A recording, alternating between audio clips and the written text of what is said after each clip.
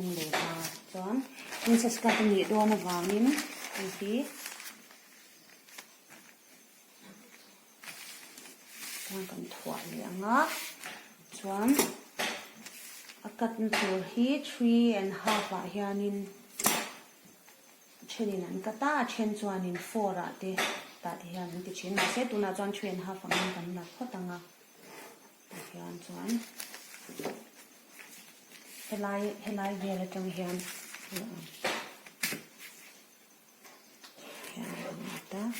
ta tang hian akwal moi tu tok tur khan ti hian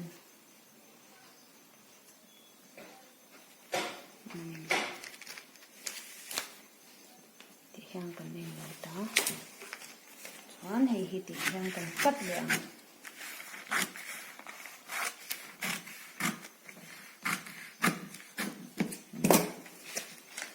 zong hi ma